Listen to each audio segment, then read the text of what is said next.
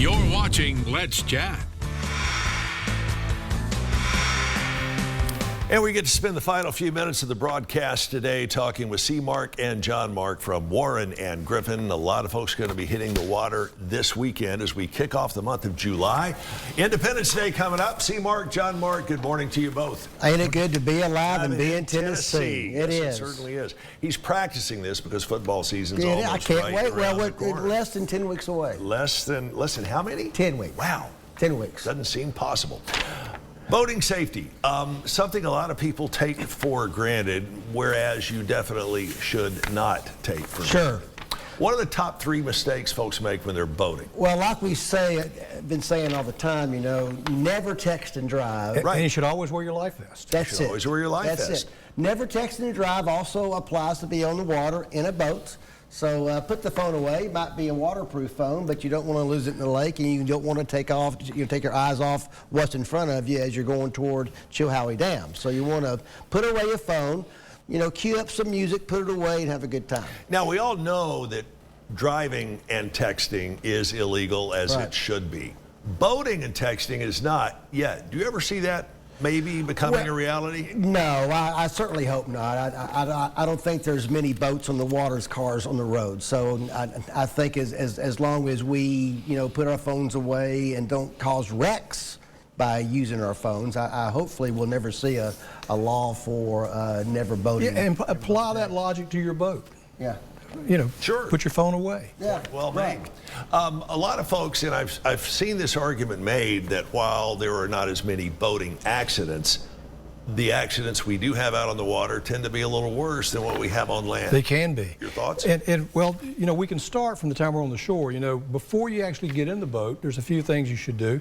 Check the weather. Make certain that you're going to have a pretty day. That's And what then, we're here for, folks. Yeah, there you That's go. what we're here for. Right here.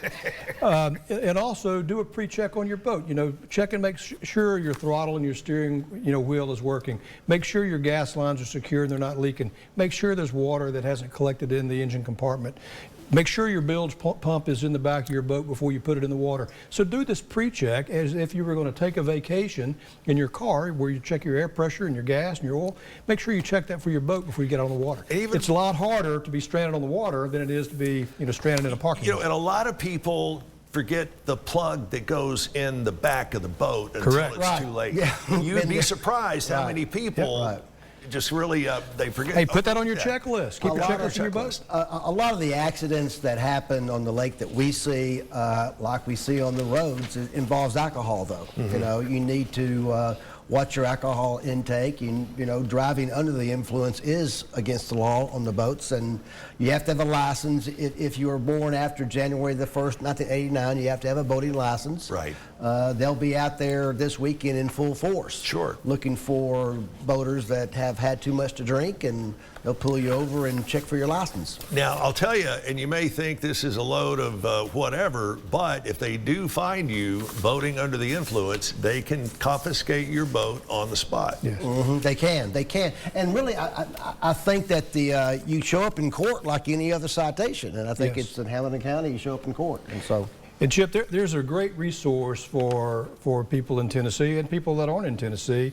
You could go to the Tennessee.gov and look at the Tennessee Wildlife Resources Agency page. There's actually a handbook that they have on their website. Very good. It's great. It's a short read, but it touches all the high points of what you should and shouldn't do, checklist, rules of the water, that sort of thing. But it's a great resource. And there are things that you should have, regardless of how big or little that your watercraft is, as far as a boating safety kit. First aid kit, number one. Have a first aid kit, have a flashlight. There's also a nautical whistle you should have. If it gets dark outside, and flashlight can flag someone down. Sure. You can blow the whistle to get their attention as well. Make sure you have enough life vest.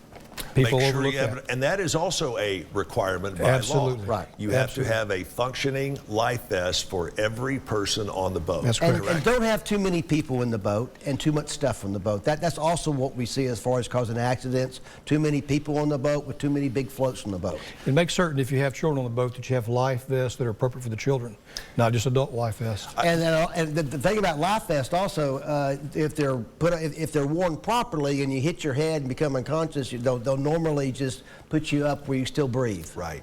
I wanted to made the point a moment ago about not just having the life vest, but limit the number of people on the boat. Yes. I think we've all been out on the water and seen a boat designed for 4 people Yes. that had a dozen in it. That's putting your life at risk and everyone else's Right. as well. Absolutely. Right. We just look for ways to prevent accidents. And what else do we need to know as we get into the upcoming holiday weekend? Well, we're smack dab in the 100 deadliest days of summer. I mean, this period from Memorial Day to Labor Day, this is when we see an uptick in teenage deaths on the road. So parents, please, like you limit the number in the boat, limit the number of passengers in your kids' cars as well, because that's the #1 cause of distracted driving in summertime. And like you all always preach while you're here, use common sense. Whether That's you're right. behind the wheel on land or behind the wheel on a boat, use common sense. Picture your family there. Don't Absolutely. do anything to put them at risk, and don't do anything to put anyone Right. else's life at risk. See, Mark, John, Mark, I wish you both a very, very happy Independence Day coming You up. too, sir. Thank you, You'll be sir. joining You us too. here in a few weeks. Find out more